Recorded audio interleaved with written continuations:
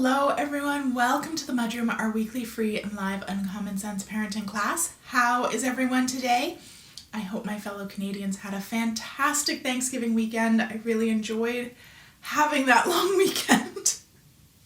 It was so great to see my family and share a big meal and really just take a step back and relax a bit, especially after all of the stuff and the busyness that was September. The weather is officially cool here, so I'm embracing the sweater weather.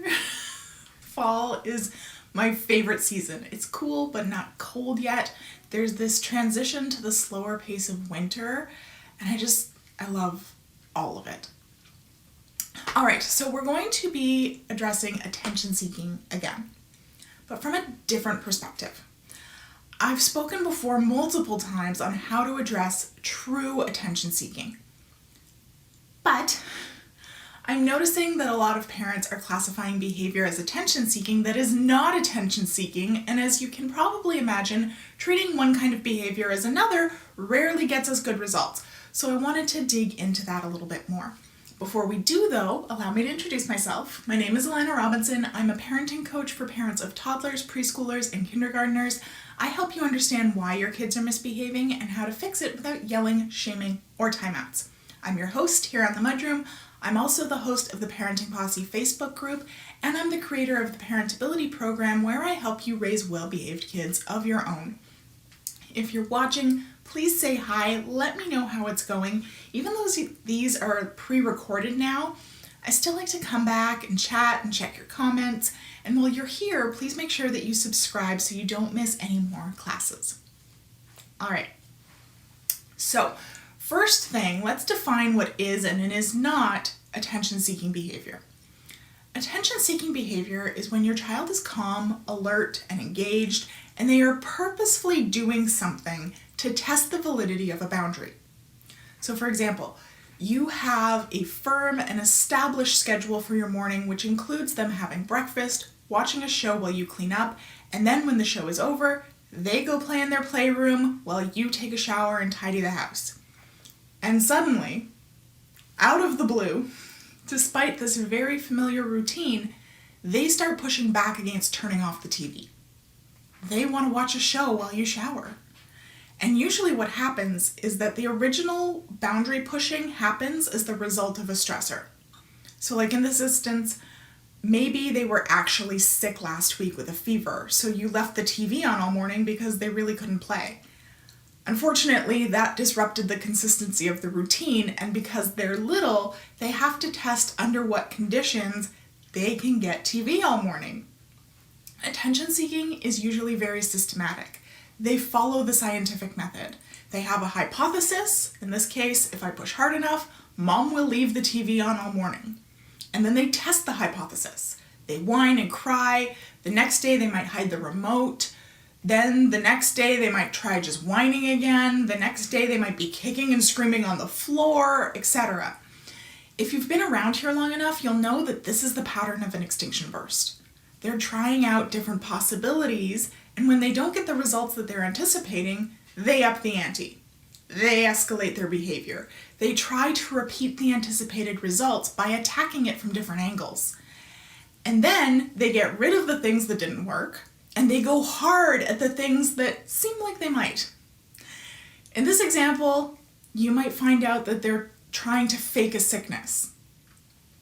And then they try to replicate those results. Hypothesis, test, take note of the results, tweak, test again. When you watch, it's very clear, and the parents will often say that it's like a switch flips when their hypothesis doesn't work.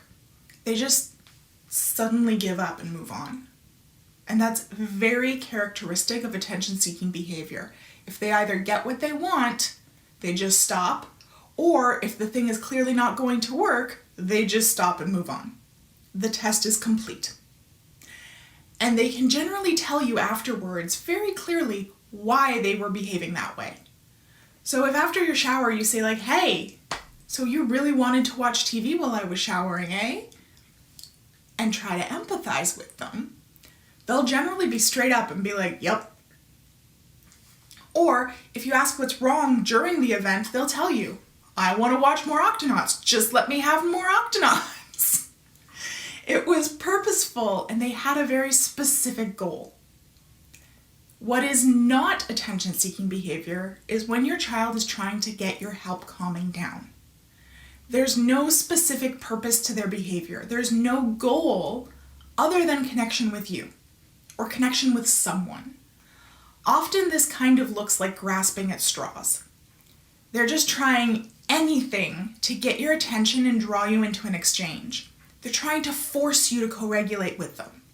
Co-regulation is hallmarked by back and forth. You do something, I do something. You do something, I do something. And both of us are competent in our role. We can do our something without any help from anybody else. So a conversation is co-regulation. I say something, you say something. I say something, you say something. So is yelling back and forth at each other. So are many of the games that parents notice their kids are playing where they antagonize you or their sibling, and then when you scold them, they laugh and they do it again, right? They poke their brother. Brother says stop or bats their hand away. They do it again. Brother says stop louder and maybe moves away. They do it again. See the pattern? There's no goal here. They're not trying to get something specific. The goal is simply that back and forth exchange in and of itself. So here's the issue. I've spoken before about using planned ignoring to deal with attention seeking, and that still holds water. It's still an effective strategy, but only if it's actually attention seeking. If it's not attention seeking, if it's co-regulation seeking, you're going to make it way worse. You won't see that calculated, predictable escalation and attempts. You're just going to see unbridled panic and desperation. Because when we're dysregulated, we feel unsafe, especially children who can't protect themselves. They're vulnerable and they know it. They want to calm down, but they don't know how. So they're trying to compel you to help them. They're just doing it in a very maladaptive way. So now that you've figured out what kind of behavior you're working with, you can respond appropriately. As I said, if you're dealing with true attention seeking, then get your planned ignoring on. Stick to those established boundaries, hunker down for an extinction burst because one is blowing your way. If you want more information on that, there's a whole episode about it that you can go back and check out. But if you're recognizing, whoops, this isn't attention seeking, it's co-regulation seeking, now what do I do? Here's the plan. Manufacture that back and forth interaction. They're trying to draw you into a maladaptive one, so make it adaptive. And I'll use one of my newer parentability clients as an example. Recently, her son was clearly upset while playing with his sisters. She thought it was attention seeking at first, and then she realized he wasn't displaying any clear goal. So she went to take him for a regulation break, but he started hitting her and screaming in her face. So she grabbed a pillow and she just started blocking the blows with the pillow. And almost immediately, his blows became more controlled and he started aiming for the pillow. So she started moving it into more random positions. So now the interaction had gone from her trying desperately to defend herself to her leading the interaction. She was moving the pillow and he was targeting it versus her trying to move the pillow to intercept his blows. It's a very subtle difference, but it's a huge practical difference. And just after a few minutes, he sat down and he took a deep breath, and she suggested that they go continue the dinner prep that she'd been doing before she'd had to intervene with his siblings. And she said he stayed calm for the whole rest of the evening. He usually had a big bout of frustration at bedtime, and even that didn't happen. So now she's thinking of grabbing some proper sparring pads so they can proactively insert this co-regulation activity into their routine and take it from a reactive, maladaptive behavior into a proactive one.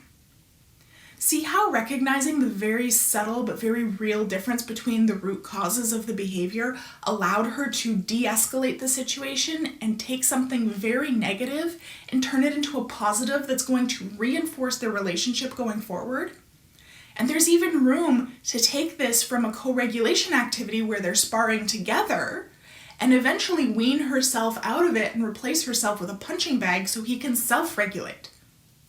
This is why it is so important to correctly identify the function of a behavior. It's honestly a superpower.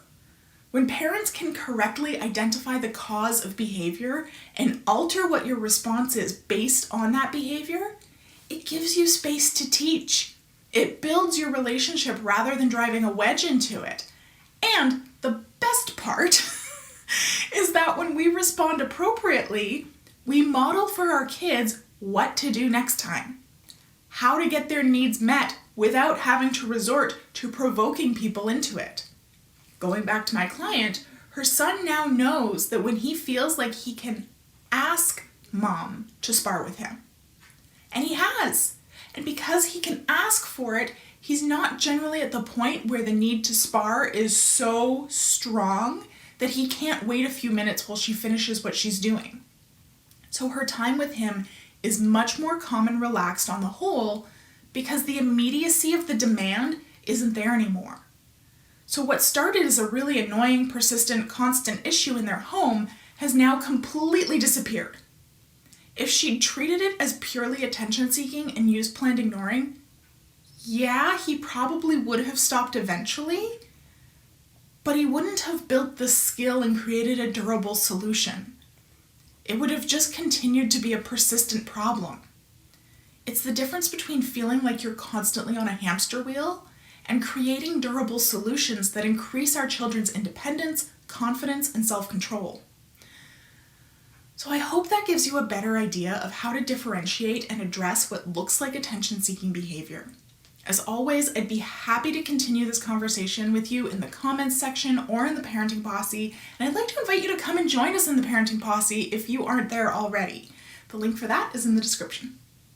All right, that's it for today. I hope you have a wonderful week, and I will see you next week for another Uncommon Sense parenting class.